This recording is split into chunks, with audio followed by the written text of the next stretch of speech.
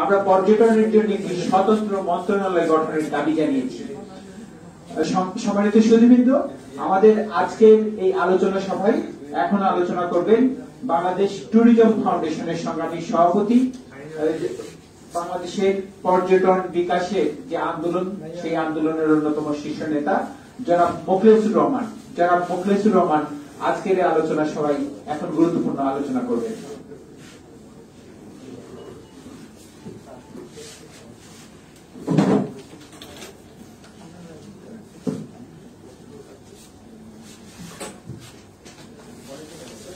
আজকের অনুষ্ঠানের সম্মানিত সভাপতি, বিশিষ্ট অতিথি এবং আলোচক বৃন্দ, সংবাদকর্মী বৃন্দ এবং অন্যান্য উপস্থিত যেসব দর্শক শ্রোতারা আছেন, সকলকেই শুভেচ্ছা এবং ধন্যবাদ জানাচ্ছি। আমি একটি ঐতিহাসিক গল্প দিয়ে শুরু করি। জীবক নামে একজন ভেষজ চিকিৎসকের জন্ম হয়। সেটি বহু বছর পূর্বে তিনি তক্ষশিলা বিশ্ববিদ্যালয়ের ছাত্র ছিলেন। জীবকের যখন লেখাপড়া শেষ হল, তখন জীবকের সম্বন্ধে তার সকল শিক্ষকরা, মানে তখন গুরু ছিলেন, তাদেরকে গুরু বলা হতো, তো সমস্ত গুরুরা এত বেশি উচ্চাকাঙ্ক্ষা ছিল যে সেইটাকে কেন্দ্র করে জীবকের একবার পরীক্ষার পরেই তারা একবার একটি পরীক্ষা নিতে চাইল।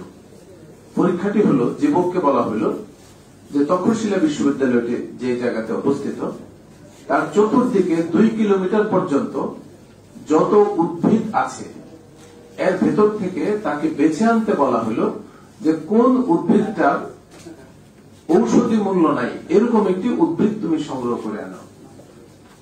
জীবক 1 সপ্তাহ যাবৎ এই সমস্ত জায়গা ঘুরে এসে তিনি তার শিক্ষকদেরকে বললেন যে এমন কোন উদ্ভিদের সন্ধান আমি পাই নাই যে উদ্ভিদের কোন ঔষধি মূল্য নাই। গল্পটি থেকে যেটি বলতে চাচ্ছি, আমার পূর্বে যিনি বক্তৃতা করলেন,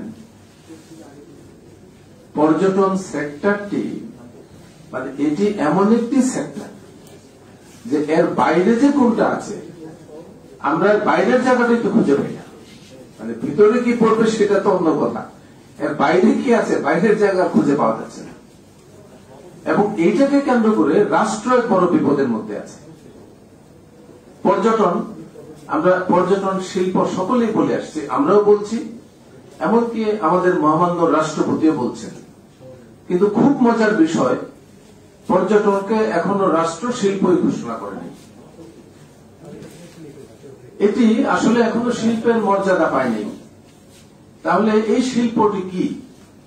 এই শিল্প কলাও না, এই শিল্পটি হল বিশেষণ।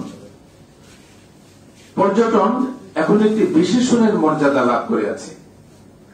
শিল্পের মর্যাদার জন্য আমরা খুব কঠোরভাবে লড়াই করেছি এবং সর্বশেষে আমরা যখন দেখলাম যে মন্ত্রণালয় আমাদের আর কোনো কথাই শুনছে না, আমরা আন্তঃমন্ত্রণালয় বৈঠক পর্যন্ত করেছি, তাতেও কাজ হচ্ছে না।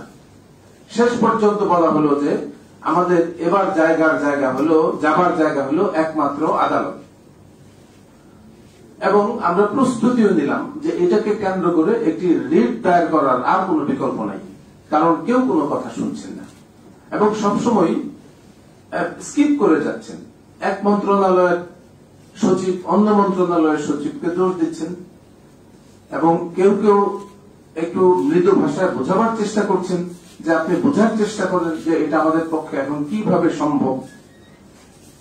তো শেষ পর্যন্ত যে সিদ্ধান্তটি হলো, একটি সিদ্ধান্ত হয়েছে যে পর্যটনকে শিল্প হিসেবে গ্রহণ করা হয়েছে, পরিপত্রটি জারি হয়নি। এবার সংকট দেখা দিল যে পর্যটনকে যে শিল্প বলা হলো, তাহলে এত এলাকা নির্ধারণ করতে হবে, এটা কতদূর পর্যন্ত পর্যটন, সেটাকে কেন্দ্র করে আমাদের পক্ষ থেকে, বাংলাদেশ ট্যুরিজম ফাউন্ডেশনের পক্ষ থেকে আমরা 12টি উপখাত চিহ্নিত করে তাদেরকে দিলাম। এবার এই 12টি উপখাত পাওয়ার পরে ওনারা বললেন যে এই সব যদি শিল্প হয়, মানে এর মধ্যে যদি সব থাকে, তাহলে বাইরে কি? আমি রসিকতা করে বললাম, বাইরে শুধু আপনি আর আমি, বাইরে আর কোনো কিছু নাই। এখন এইটাকে কেন্দ্র করে ওনারা এবার নানান রকম যাচাই বাছাই করতে শুরু করলেন। আন্তর্জাতিক পরিমণ্ডলে দেখতে চাইলেন যে আমি যা কিছু বললাম সেটা কি হয়তো বাড়তি বানোয়ার কোনো কিছু বললাম কিনা। এটা যখন ওনারা খুঁজে পেলেন না, তখন এবার ওনারা একটা সংকটেই পড়লেন। এই সংকট থেকে সর্বশেষে উত্তরণের জন্য আগামী 17 তারিখে এক ঐতিহাসিক মিটিং ডাকা হয়েছে। কারণ এইবার এই মিটিংটিতে যাদেরকে ইনভাইট করা হয়েছে তারা হলেন এনবিআর এর চেয়ারম্যান, কারণ যারা এই বিষয়গুলিকে নিয়ে ফাইনালি ডিল করবেন, ট্যারিফ কমিশনের চেয়ারম্যান, বাণিজ্য মন্ত্রণালয়ের সচিব, পর্যটন মন্ত্রণালয়ের সচিব, বাংলাদেশ ট্যুরিজম বোর্ডের সিইও, এই সকল মানুষজনদেরকে ইনভাইট করা হয়েছে। তো সেদিন হলো চূড়ান্ত বিতর্কের পালা। আমি খুবই আনন্দ এবং আশঙ্কার মধ্যে আছি যে সকলেই আমার উপর আক্রমণ করবেন এবং আমি সেই আক্রমণের জন্য প্রস্তুত আছি। এই গল্পটা বললাম যেই কারণের জন্য, একটু আগে উনি বলেছেন যে পর্যটনকে তো শ্রম আইনের মধ্যে নেই, শ্রম আইনের মধ্যে যেটুকু আছে সেটুকু বলা আছে হোটেল এবং রেস্টুরেন্ট। হোটেল এবং রেস্টুরেন্ট হলো পর্যটনের দুইটা উপখাত। সেটা শুধু হোটেল না, হোটেল সহ যত ধরনের অ্যাকোমোডেশন আছে এই সমস্ত অ্যাকোমোডেশন গুলি একটা উপখাত। আর রেস্টুরেন্ট সহ খাদ্য এবং পানীয়ের জন্য যত ধরনের ব্যবস্থা আছে এই সবগুলি একটা উপখাত। সুতরাং এই দুটো উপখাত আছে, কিন্তু পর্যটন যে খাত নাই। তো এখন আমাদের জন্য একটি নতুন সুযোগ এবং আনন্দের বিষয়। এর মধ্যে আমরা জানতে পেরেছি যে 2006 শ্রম আইন সংশোধন করার জন্য পদক্ষেপ নেওয়া হয়েছে। এখানে আমার বিশিষ্ট বন্ধুজন এবং আমার বিশ্ববিদ্যালয় জীবনে আমরা সহপাঠী ছিলাম রাজিবুজ্জামান রতন। তো এইবার এই যে শিল্প মন্ত্রণালয় পর্যটনের এবার 12টি উপখাতকে সহ যদি পর্যটন ঘোষণা করে দেয় আর শ্রম আইন সংশোধনের সময় কেবল পর্যটন শব্দটি যুক্ত করা যায়, তাহলে অটোমেটিক্যালি সমস্ত বিষয়টা একবারেই ঢুকে চলে আসবে। তো এটা হয়তো একটি নতুন অপরচুনিটি। আমরা এখানে আজকে যাদের আমন্ত্রণ এবং আয়োজনে আমরা এখানে উপস্থিত হয়েছি তাদের জন্ম গত করোনার মধ্যে, মানে শ্রমিকদের জন্ম নয়, এই শ্রেণীর মানুষ তারা যে শ্রমিক এটাও তারা জানতেন না। তো এটাও আনন্দের বিষয় যে তাদের জন্ম গত করোনার মধ্যে। এবং আমি ফরচুনেট এনাফ যে এই বিষয়টাকে কেন্দ্র করে আমি আমার বন্ধুবর রাজিবুজ্জামান রতনের সাথে প্রথম আলোচনা যেদিন করি সেদিন রাত্র 12টা, আমরা 12টা থেকে প্রায় 1টা-1:30টা পর্যন্ত কথা বলেছিলাম।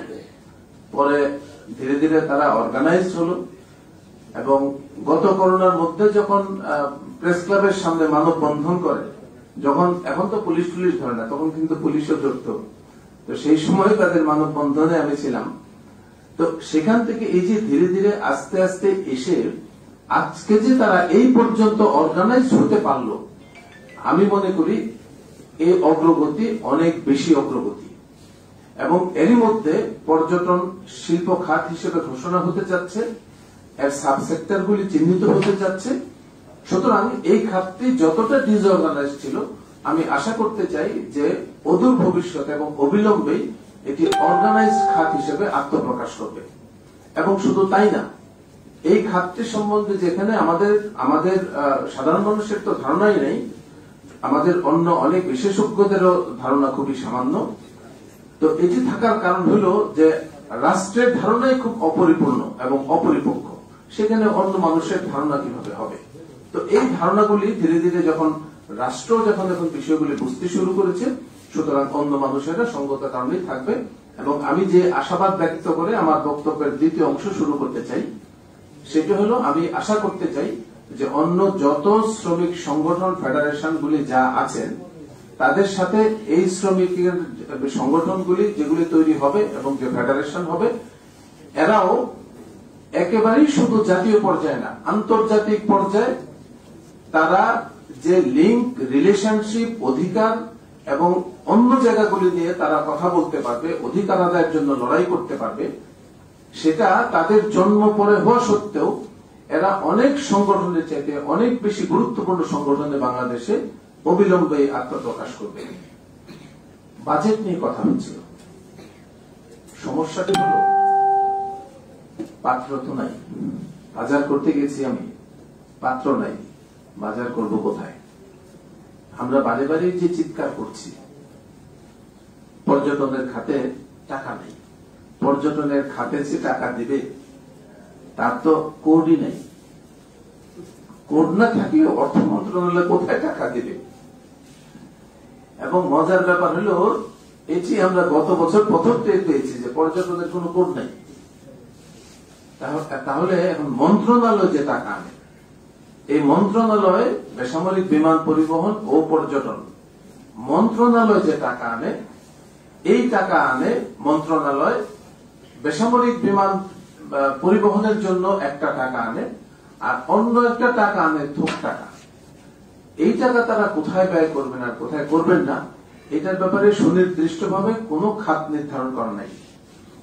এবং ওই যে এর মধ্যে শুনছিলাম যে ৮০ ভাগ টাকা খরচ করে এখানে ২০ ভাগ টাকা, ২০ ভাগ টাকা তো খরচ তো না করলে তাদের যে শ্রমিক কর্মচারীরা, কর্মকর্তা কর্মচারীরা আছেন তারা বেতন পাবেন না, এটা বেতনের টাকা। বাংলাদেশের পর্যটনের উন্নয়নের জন্য গত বছর অর্থ মন্ত্রণালয়ের একজন অতিরিক্ত সচিব তিনি প্রকাশ্যে যে বক্তব্য রেখেছেন লোমহর্ষক।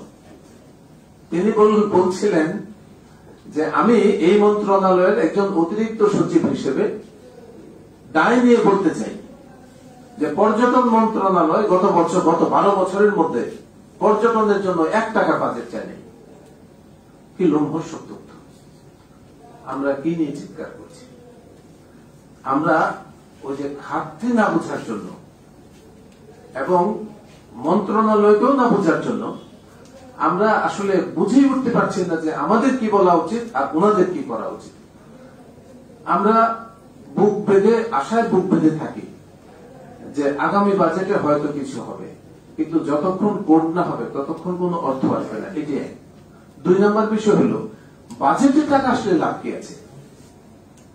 বাজেটে টাকা আসলে এই টাকা তো সরকারি কর্মকর্তা কর্মচারীরা তারা টেন্ডারের মাধ্যমে টাকা খরচ করবেন, ও টাকা দিয়ে আমার আপনার কোনো লাভ নাই। এই যে সরকারের টাকা ফেরত যাচ্ছে, ফেরত তো যাবে, ফেরত যাচ্ছে 3টি কারণের জন্য। প্রথম হলো জুন মাসে যে বাজেটটি হয়, এই বাজেটের ফান্ড প্লেস করতে লাগে অক্টোবর মাস। মানে এই টাকা শুধু এই কাগজ থেকে টাকায় রূপান্তর হতে, মানে কাগজে টাকায় রূপান্তর না, এক কাগজ এক জায়গা থেকে অন্য জায়গায় যায়, তার জন্য লাগে 3 মাস। এবং তার পরবর্তীতে সেই টাকা খরচের যে রকমের মানে কাণ্ড কাহিনী, এইসব করতে করতে জুন মাস পর্যন্ত হয়। পরে শুধু জুন মাসে এসে প্রস্তুতি হলো যে টাকা খরচ করো, মানে রাষ্ট্রের টাকা যে কাজের জন্য এটাকে প্রয়োজনে খরচ অথবা প্রয়োজনে বিনিয়োগ করতে হবে সেটা কিন্তু না, টাকা খরচ করো। এবং মন্ত্রণালয়গুলির এখন এফিসিয়েন্সি নির্ধারিত হচ্ছে কি দিয়ে, অমুক মন্ত্রণালয় বেশি টাকা খরচ করতে পারে, তার মানে অমুক মন্ত্রণালয় বেশি এফিসিয়েন্ট। মানে টাকা খরচ করতে পারার বিষয়টি হলো আমাদের দক্ষতার মাত্রা কি। এই যখন অবস্থা, তখন সেই অর্থ নানা কারণের জন্যই মানে প্রচুর পরিমাণ টাকার মিসইউজ হয়। আমি তো মনে করি যে বরং যে পরিমাণ টাকা খরচ হয় না, করতে পারে না, সেইটাই রাষ্ট্রের ভাগ্যের ব্যাপার, যে ওইটাই বেঁচে যায়। খরচ যেটা হয় সেটা বেতন বোনাস ছাড়া, আর বাকি যা হয় সেটা লুটপাট শব্দটি বললেও কম হবে। বাংলা ভাষায় এর চেয়েও বড় কোন শব্দ উদ্ভাবন করা প্রয়োজন। শ্রমিকদেরকে নিয়ে কথা বলছি আমরা, আপনারা লক্ষ্য করুন কর্মকর্তা কর্মচারীদের জন্য আমাদের প্রভিডেন্ট ফান্ড, গ্র্যাচুইটি এবং পেনশন এই জায়গাগুলির ব্যবস্থা আছে। শ্রমিকদের জন্য এই জায়গাগুলি কিন্তু তৈরি করা যায়নি। আন্দোলন এমনি করলে কোনো লাভ হবে না, আন্দোলনটি ওই জায়গাগুলিতে সুনির্দিষ্টভাবে করতে হবে। সরকারের কি করা উচিত? সরকারের করা উচিত তার একটি শ্রমিকদের জন্য একটি সুরক্ষা তহবিল করা উচিত। এই 2000-2500 টাকা ভিক্ষা খয়রাতি দিয়ে মানুষকে বাঁচানো যায় না। তার একটি পরিষ্কার নীতিমালা সহ একটি সুরক্ষা তহবিল থাকা উচিত। এবং এখানে যারা শ্রমিক নেতা আছেন আমি তাদেরকে অনুরোধ করব, অন্তত পক্ষে এই পর্যটনের যেসব শ্রমিকরা আগামী দিনে অর্গানাইজড অবস্থাতে আত্মপ্রকাশ করবেন তাদের জন্য আপনারা এই মুভমেন্টটা করুন যে আমাদের শ্রমিকদের জন্য সুরক্ষা তহবিলের প্রয়োজন। এবং এই সুরক্ষা তহবিলের জন্য কথার কথা আমার বাজেটের মধ্যে যদি টাকা থাকে তাহলে সুরক্ষা তহবিলের জন্য আমার অন্তত পক্ষে 15,000 কোটি টাকা দরকার। এবং আমি ব্যক্তিগতভাবে হিসাব করে দেখেছি যে মিনিমাম 15,000 কোটি টাকা সুরক্ষা তহবিলে যদি না থাকে তাহলে বাংলাদেশের পর্যটনের শ্রমিকদেরকে এরকম আপৎকালীন অবস্থায় রক্ষা করা যাবে না। করোনা কিন্তু শেষ না, করোনা কেবল শুরু। জাতিসংঘ বলছে এই করোনার প্রভাব পৃথিবীতে অন্তত পক্ষে 2050 সাল পর্যন্ত থাকবে, বিশ্ব স্বাস্থ্য সংস্থা।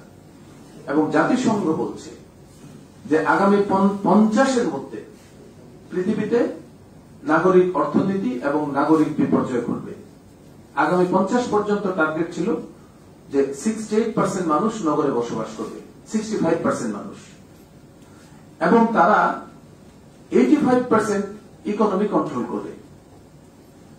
এখন জাতিসংঘ বলছে যে করোনা পরিস্থিতি এখন যা, এবং এই যে এটা প্রথম ঢেউ, দ্বিতীয় ঢেউ, তৃতীয় ঢেউ, এরপরে আমরা কিন্তু ঢেউ গুনতে পারবো না, এত ঢেউ, এটা নদীর ঢেউয়ের মতো ঢেউ হবে, ঢেউ কিন্তু আর গোনা যাবে না। এটা খালের ঢেউ এখন মনে হচ্ছে, কিন্তু আসলে এটা খালের ঢেউ না, এটা সমুদ্রের ঢেউ। কক্সবাজারে যেমন ঢেউ গোনা যায় না, করোনার ঢেউ গোনা যাবে না, ঢেউয়ের পর ঢেউ আসবে। এবং তাতে করে নাগরিক সভ্যতা 50-এর মধ্যে ভেঙে পড়বে। এই 50-এর মধ্যে নাগরিক সভ্যতা ভেঙে পড়ার জন্য এখনই তাগিদ দেওয়া হচ্ছে যে আমাদের গ্রামগুলিকে, সারা পৃথিবীর গ্রামগুলিকে দ্রুত অর্গানাইজ করার কোন বিকল্প নাই। এটাকে কেন্দ্র করে জাতিসংঘ বিশ্ব পর্যটন সংস্থা বলছে যে 2030-এর মধ্যে আমরা যদি গ্রামের উন্নয়নগুলিকে পর্যটন দিয়ে গ্রামের উন্নয়নকে ত্বরান্বিত না করতে পারি তাহলে আমরা এসডিজি অর্জন করতে পারবো না, ফেল করব। এবং এসডিজি অর্জনে একবার ফেল করলে 30 থেকে 50-এর মধ্যে পৃথিবী টলায়মান অবস্থা যাবে। তাহলে এরকম একটি অবস্থাতে আমাদের করণীয় কি? আমাদের মানে পর্যটনের যা করণীয় সেটি হলো, এখন সারা দুনিয়াতে এক্সপার্টরা বলছেন যে এই সেক্টর থেকে এখন সেক্টর জাস্টিফিকেশন করতে হবে। আমরা যে 12টি উপখাতের কথা বলছি, এখন আমাদেরকেও বাংলাদেশে ধরে ধরে এই উপখাত অনুযায়ী এই উপখাতগুলিকে জাস্টিফাই করতে হবে, কোন উপখাতটাকে আমরা কোথায় কতটুকু দেখব। এবং আমাদের প্রত্যেকটা উপখাতের সাথে কিন্তু প্রত্যক্ষ এবং পরোক্ষভাবে, অর্থাৎ স্থায়ী এবং অস্থায়ী কর্মচারী এবং শ্রমিকরা কিন্তু এর সাথে থাকবে। সুতরাং এটিও আগামী দিনে পর্যটনের শ্রমিকদের জন্য, শ্রমিক নেতাদের জন্য একটি অত্যন্ত গুরুত্বপূর্ণ এবং কঠিন কাজও বটে, সেক্টর জাস্টিফিকেশন করা। এবং সেক্টর জাস্টিফিকেশন করে কোন খাতে কত শ্রমিকের নিয়োগ আছে, নিয়োগ হবে, এগুলিকে কেন্দ্র করে প্ল্যান করা। এবং সরকার, মালিক পক্ষ, সমাজের অন্যান্য মানুষ, বিনিয়োগ যারা করবেন, এই সমস্ত মানুষের সাথে তাদের একটি ইন্টিগ্রেটেড রিলেশনশিপ মেনটেন করে চলার কোন বিকল্প নাই। কারণ এই শ্রমিকরা, এই পর্যটন খাত যেহেতু কমপ্লিকেটেড, এখানকার পর্যটন শ্রমিক এবং পর্যটন শ্রমিকদের যারা নেতা থাকবেন তাদের দায়িত্ব কিন্তু অত্যন্ত কমপ্লিকেটেড। এটি অন্য শ্রমিক নেতাদের মতো সোজা সাপটা দায়িত্ব কিন্তু তাদের না। ফলে আমি অনুরোধ করতে চাই, এই ক্ষেত্রে যারা নেতৃত্ব দিচ্ছেন, আপনারা শুধু বাংলাদেশ না, বাংলাদেশ, আঞ্চলিক পরিমণ্ডলের দেশগুলি এবং বিশ্ব পরিমণ্ডলের পর্যটন কোন জায়গাতে আছে, কোন দিকে তাদের গতিবিধি যাচ্ছে, এবং তার উপর ভিত্তি করে বাংলাদেশের জাতীয় প্রেক্ষিতে আমাদের কি করণীয়, এগুলিকে নিয়ে অত্যন্ত ঘনিষ্ঠভাবে, নিবিড়ভাবে এবং প্রতিনিয়তই কাজ করতে হবে। তা না হলে আমাদের এত সংখ্যক শ্রমিকদেরকে রক্ষা কিন্তু করা যাবে না। এটি কেবলই দাবি করে ঘরে বসে থেকে এই দাবি কিন্তু আদায় করা যাবে না। এবং সরকারের পক্ষে বা রাষ্ট্রের পক্ষেও, রাষ্ট্র যেখানে বুঝেই না সেখানে আপনি দাবি করলে কোনো লাভ নাই। এখনকার কাজটি হলো যে রাষ্ট্রকে আগে বোঝানো, তারপরে রাষ্ট্রের কাছে দাবিটি করা। কারণ রাষ্ট্র কিন্তু পর্যটনের ব্যাপারে এখন পর্যন্ত শিশু, তারা একেবারেই মোটেই বুঝতেই পারছেন না বিষয়গুলি।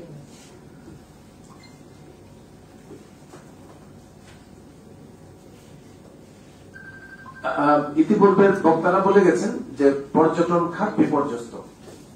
পর্যটন খাত অবশ্যই বিপর্যস্ত এবং পৃথিবীর সবচেয়ে বিপর্যস্ত খাত। গত মাসেও ওয়ার্ল্ড জিডিপিতে যেখানে 10.4 কন্ট্রিবিউশন ছিল, সেখানে ওয়ার্ল্ড জিডিপির কন্ট্রিবিউশন চলে এসেছে 5.5-এ। টুরিস্ট অ্যারাইভাল 83% কমেছে। এই বাস্তবতার ভেতরেও তাহলে আমাদের শ্রমিকদেরকে নিয়ে আমরা কিভাবে বাঁচব, এটি কিন্তু আমাদের জন্য কিন্তু একটি কঠিন প্রশ্ন। শুধু দাবির প্রশ্ন না, আমাকে রাস্তাগুলিও কিন্তু বের করতে হবে। তাহলে রাস্তাগুলি যদি বের করতে হয়, তাহলে আমাদের যে কাজগুলি করতে হবে সেটা অবিলম্বে ট্যুরিজমটাকে রিস্টার্ট করতে হবে। সরকারের কাছে এই শ্রমিকদের পক্ষ থেকে এই দাবিতেও সোচ্চার হওয়া উচিত যে ট্যুরিজম রিস্টার্ট করো। এবং সারা পৃথিবীতেই কিন্তু ট্যুরিজম রিস্টার্ট হচ্ছে। এবং ট্যুরিজম রিস্টার্ট যদি না করতে পারা যায়, তাহলে আমার পূর্বের বক্তা বলছিলেন যে মালিকরা বেঁচে যাবেন কিন্তু শ্রমিকরা বাঁচবেন না। তো ট্যুরিজমটা রিস্টার্ট করতে হবে। রিস্টার্ট করলে যে অবস্থাটা হবে, তখন শ্রমিকদেরকে নিয়োগ করার কোনো বিকল্প থাকবে না। কারণ এটা যেহেতু মূলতই সেবা খাত, যদিও সবটুকুই সেবা খাত না, এটি পণ্য উৎপাদন করে এবং সেবাও করে, তাহলে সেবাদান মালিকের পক্ষে সম্ভব না। এবং এটি কম্পিউটার দিয়ে, মোবাইল দিয়ে, অন্য কোনো ইলেকট্রনিক ডিভাইস দিয়ে সম্ভব না। এখানে মানুষই লাগবে। তবে এইবার সম্ভবত সময় এসছে যে এখানে কিছু কিছু বিষয় শুনছিলাম যে তাদের নিয়োগপত্র নাই, বেতন কাঠামো নাই, এগুলিও এখন ধীরে ধীরে, এটাই মনে হয় উত্তম সময় এই বিষয়গুলিকে এখন অর্গানাইজ করা। আমি জাতিসংঘ বিশ্ব পর্যটন সংস্থার মহাসচিবের দুটি বক্তব্য দিয়ে আমার আজকের বক্তব্য শেষ করব। তিনি বলেছেন যে পৃথিবীর পর্যটনের উন্নয়নের জন্য এর চাইতে সম্ভবত আমরা আর কখনো কোনো উত্তম সময় পাব না। কারণ যা কিছু ভেঙে গেছে, এখান থেকেই আমরা এখন বুঝবো যে এর উত্থান অথবা এর কনস্ট্রাকশন প্যাটার্নটা কি হবে। এটা না হলে আমরা হয়তো বুঝতামই না। এবং এখন যদি আমরা এটি সঠিকভাবে যদি গড়ে না তুলতে পারি, তাহলে আগামী দিনে এর ভিত্তি যদি দুর্বল হয়, তাহলে এই শিল্প বা এই কর্মকাণ্ড পৃথিবীতে সোজা হয়ে দাঁড়াতে পারবে না। এবং পৃথিবীতে যদি এটি সোজা হয়ে দাঁড়াতে না পারে, তাহলে সম্ভবত আগামী দিনে পৃথিবীর মানুষের মানবিক বিপর্যয় ঘটবে। কারণ এই কথা অত্যন্ত জোর দিয়ে অন্তত পক্ষে গত 1 যুগ যাবৎ বলা হচ্ছে যে পৃথিবীর মানুষকে আগামী দিনে পর্যটনের কাছে আশ্রয় চাইতে হবে। কেন আশ্রয় চাইতে হবে? এই যে কারণের জন্য, পর্যটন হলো জীবনমুখী কর্মকাণ্ডের যোগফল। তাহলে জীবনমুখী কর্মকাণ্ড যদি করতে হয় এবং জীবনমুখী কর্মকাণ্ডের মাধ্যমেই মানুষের জীবন বাঁচবে, সমাজ বাঁচবে। আর পর্যটন কেবল অর্থনৈতিক উন্নয়ন করে না, এটি সামাজিক সাংস্কৃতিক উন্নয়ন করে, এটি পরিবেশগত উন্নয়ন করে, এটি ঐতিহ্য সংরক্ষণ করে, মানুষের যত প্রকার অহংকারের বিষয়গুলি আছে সেই অহংকারের জায়গাগুলিকে, প্রাইডগুলিকে সমুন্নত রাখে। সুতরাং এই কারণের জন্য একটি আত্মমর্যাদাশীল জাতি হিসেবে আমরাও যদি পৃথিবীতে বেঁচে থাকতে চাই, এই যে আমরা শুনছিলাম যে আমাদের ট্যুরিজম বোর্ডের তাদের ভিশন, ট্যুরিজম বোর্ডের ভিশন ঠিক আছে। এই ভিশন তো ট্যুরিজম বোর্ড কেন, আমাদেরও, আমরাও চাই যে দক্ষিণ এশিয়ার মধ্যে এটি একটি অন্যতম পর্যটন স্থানে রূপান্তরিত হোক। কিন্তু এই কথা বলে রাত্রে ঘুমালে হবে না। তার জন্য যে পরিমাণ কাজ করা দরকার সেই কাজগুলি করতে হবে। এবং এই কাজগুলির জন্য আমরা যে গোষ্ঠীটিকে পাচ্ছিলাম না, পর্যটনের শ্রমিক গোষ্ঠী, এই গোষ্ঠীটি এখন যখন সোচ্চার, তখন তারা অনেক বেশি অ্যাক্টিভ বটে।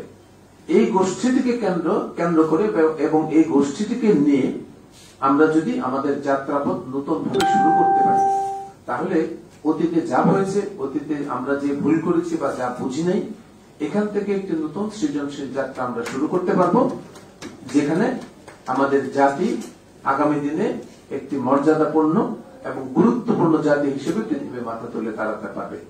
আপনারা এতক্ষণ যারা আমার বক্তব্য শুনলেন তাদের সকলকে ধন্যবাদ এবং শ্রদ্ধা জ্ঞাপন করছি আমাকে এখানে আমন্ত্রণ জানানোর জন্য।